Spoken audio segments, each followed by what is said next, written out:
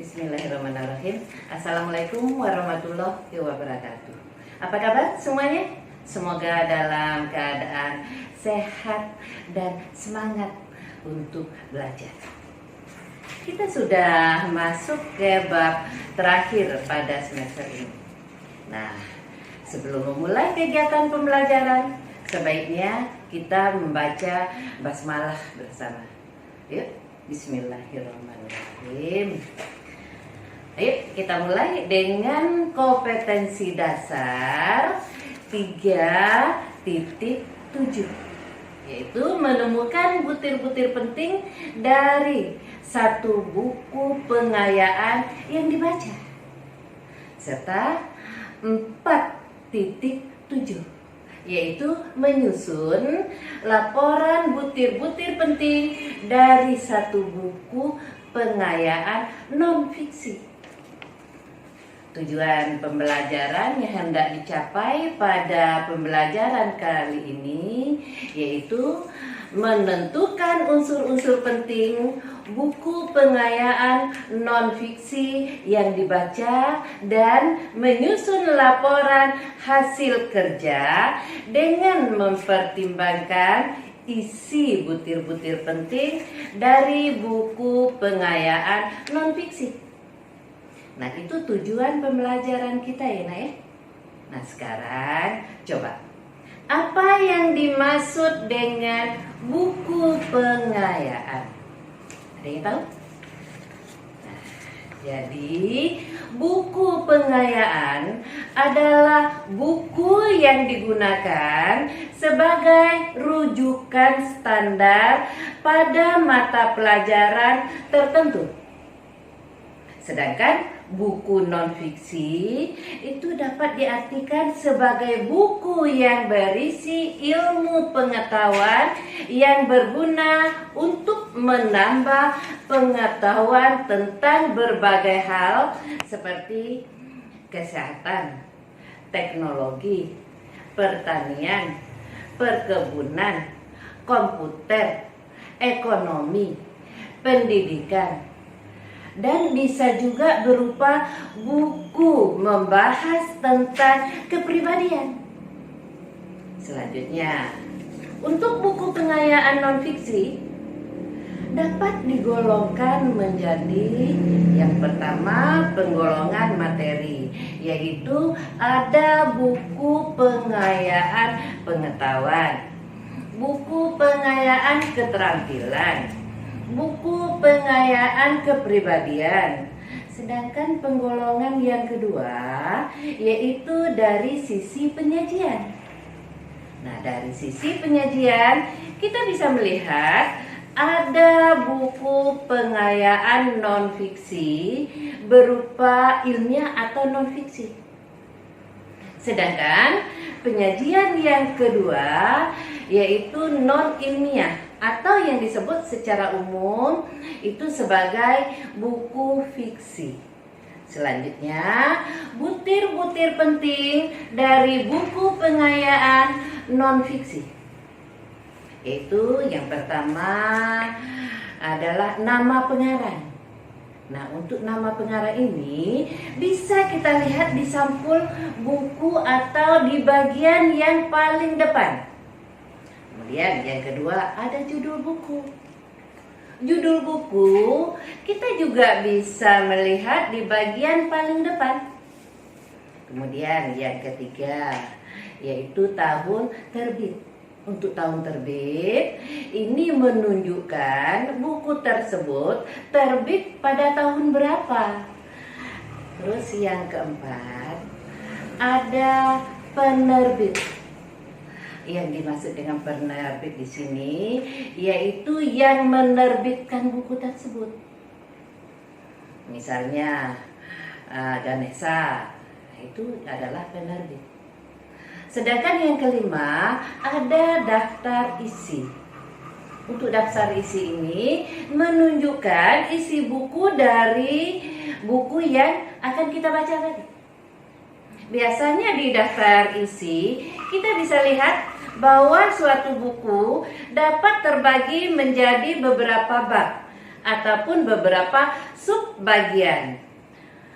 Yang berikutnya yang keenam ya. Yang keenam ada daftar lampiran. Pada bagian daftar lampiran kita bisa melihat ada apa saja yang menjadi bagian yang dilampirkan dalam buku pengayaan non-fiksi tersebut. Terus yang ketujuh yaitu isi buku. Isi buku adalah penjelasan dari apa yang sudah ditulis dalam bagian daftar isi. Yang kedelapan, ringkasan isi buku. Nah, untuk ringkasan isi buku merupakan garis besar dari isi buku. Biasanya ringkasan isi buku itu bisa kita lihat di bagian yang paling belakang. Itu di bagian ini ya. Ada bagian yang menjelaskan buku pengayaan non-fiksi tersebut berisi tentang informasi mengenai apa. Selanjutnya yang ke-9 yaitu keunggulan buku. Nah, untuk keunggulan buku dapat kita peroleh ketika kita sudah membaca buku tersebut. Nah, di sini kita akan menilai buku yang kita baca, kira-kira buku tersebut ada keunggulan atau tidak. Keunggulan itu bisa juga dengan kata kelebihan, gitu. Jadi bisa kita lihat dari buku secara fisik ataupun isi buku, serta bisa juga dilihat dari penggunaan bahasa. Selanjutnya yang ke-10, kelemahan buku. Buku pengayaan non-fiksi selain bisa menilai dari sisi keunggulan atau kelebihan, kita juga bisa melihat dari kelemahan-kelemahannya. Yang dimaksud di sini, kita mungkin bisa menemukan adanya kekurangan dari buku yang kita baca. Ke-11 yaitu simpulan. Simpulan menunjukkan bahwa di sini ketika kita membaca buku pengayaan non-fiksi, apakah kita bisa menarik satu garis besar atau tidak. Garis besar ini bisa kita sebut dengan simpulan. Kemudian yang ke-12 yaitu daftar pustaka. Di daftar pustaka melampirkan tentang daftar-daftar pustaka. Pustaka apa yang digunakan di buku pengayaan non-fiksi yang kita baca. Dan yang terakhir ke-13 yaitu lampiran-lampiran. Nah, selanjutnya kita akan melihat langkah-langkah membuat ringkasan butir-butir penting buku pengayaan atau non-fiksi. Yang pertama yaitu mencatat butir-butir pokok teks yang telah ditentukan. Maksudnya, ketika kita membaca buku pengayaan non-fiksi, kita mencatat butir-butir pokok teks yang penting itu apa saja. Kemudian yang kedua, mengurutkan butir-butir pokok menjadi kalimat yang padu. Maksudnya dari langkah kedua tadi yaitu ketika kita sudah menemukan langkah yang pertama tadi yaitu mencatat butir-butir pokok teks yang telah ditemukan, butir-butir tersebut kemudian kita urutkan menjadi kelompok kalimat, menjadi paragraf yang tentunya harus paragraf yang padu. Terus langkah yang ketiga yaitu menulis butir-butir pokok menjadi kalimat-kalimat yang mudah dipahami. Nah, dari langkah pertama menulis butir yang ditentukan, kemudian yang kedua mengurutkan, di sini tentunya harus padu, urutan yang padu ini, kita pun harus memperhatikan bahwa kalimat-kalimat tersebut harus merupakan kalimat yang mudah dipahami. Kemudian yang keempat, menyatukan kalimat-kalimat agar menjadi kalimat yang utuh. Kemudian yang harus kita lakukan, kita harus tahu tentang langkah-langkah membuat laporan pengayaan non-fiksi. Langkah-langkah yang dimaksud di sini yaitu yang pertama, membuat format laporan untuk mengidentifikasi butir-butir penting buku pengayaan non-fiksi. Seperti apa formatnya? Nah, kita bisa membuat format dengan bagian sebagai berikut. Yang pertama, di sini ada judul. Di sini kita tuliskan judul buku yang kita baca. Kita tuliskan judulnya apa. Kemudian yang kedua, itu ada pengarang. Nah, pengarang yang dimaksud di sini adalah penulis buku. Buku pengayaan non-fiksi yang kita baca. Dikarang oleh siapa? Kita tulis di sini atau di format ini. Kemudian penerbit. Nah, setelah kita melihat bagian buku yang kita baca, buku tersebut diterbitkan oleh siapa? Biasanya kita menemukan di halaman pertama atau halaman kedua. Kemudian setelah kita temukan, kita tulis dalam format ini. Terus sudah kita buat, kemudian menuliskan jumlah halaman.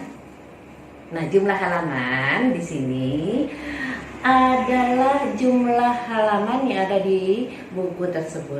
Itu ada dua bentuk penulisan ya untuk halaman dalam buku. Pertama itu ada yang halaman yang ditulis dengan huruf I kecil nah ya. Nah, jadi halaman pertama itu I1 I-nya, halaman kedua 2 I-nya, dan seterusnya. Terus itu ada halaman yang dengan bentuk angka-angka biasa yang kita kenal selama ini, yaitu 1, 2, 3 dan seterusnya. Jadi ada dua bentuk penulisan halaman di dalam buku. Jumlah halaman yang dimaksud di sini adalah jumlah halaman keseluruhan, dalam artian kita tuliskan halaman 1 sampai halaman berapa. Nah, kalau dia dalam bentuk I, berarti 1I sampai berapa I? Mungkin sampai 10I misal. Angka Romawi ya, nah, tapi Romawi kecil. Nah, berarti X ya. Nah, itu untuk yang halaman dalam bentuk I tadi, itu adalah angka Romawi itu. Dan halaman 1 yang angka biasa sampai halaman berapa di bagian lembar yang paling terakhir kita temukan dalam buku tersebut. Nah, di situ kita isi jumlah halaman, kemudian isi buku. Di sini ya, untuk menulis isi buku di sini yaitu buku pengayaan non-fiksi yang kita baca terdiri dari beberapa bab atau beberapa unit bab. Bab tersebut kita isi sebagai contohnya bisa kita lihat misalnya pada bab pertama subjudulnya apa. Kemudian di bab pertama ini menjelaskan atau menginformasikan mengenai apa. Kita tuliskan butir-butir pentingnya itu.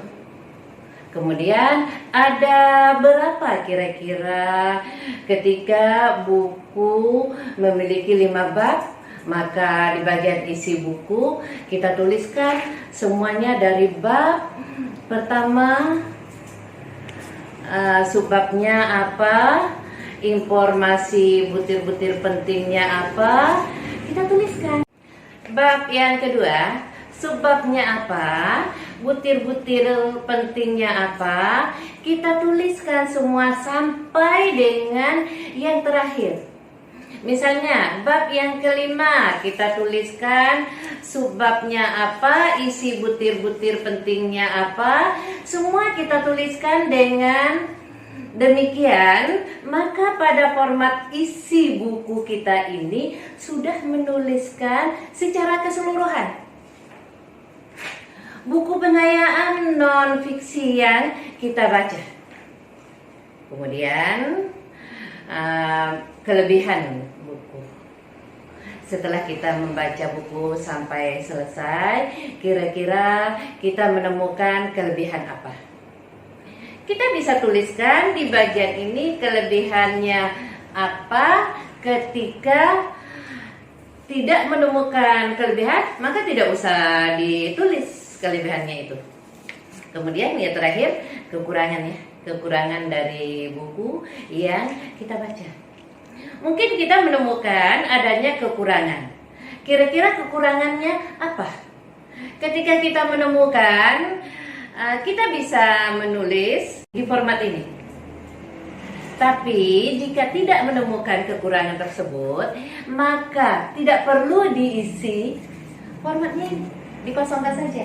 Nah, format ini akan membantu kita dalam menulis butir-butir penting dari buku pengayaan non-fiksi. Nah, itulah yang perlu kita ketahui ya. Nah, selanjutnya langkah kedua, yaitu menulis identitas buku berupa judul, pengarang, jumlah halaman pada format yang telah dibuat ini. Langkah berikutnya, membaca sekilas daftar isi buku pengayaan untuk mengetahui pembahasan dan subbab pembahasan yang terdapat di dalamnya. Terus yang keempat, yaitu membaca materi pada setiap bab sehingga dapat mengetahui isi buku. Terus langkah yang kelima, menilai kualitas buku untuk mencari kelebihan dan kekurangan buku. Nah, itulah pembahasan materi kita hari ini. Semoga materi yang telah disampaikan dapat dipahami dengan baik. Apabila ada yang ingin ditanyakan, silakan disampaikan melalui grup WA atau GCR. Terima kasih untuk perhatiannya. Tetap sehat dan semangat belajar. Jangan lupa kerjakan tugas yang diberikan dengan baik dan jujur, dan mengumpulkan tepat waktu. Yuk, kita akhiri pembelajaran kita hari ini dengan membaca Alhamdulillah. Assalamualaikum warahmatullahi wabarakatuh.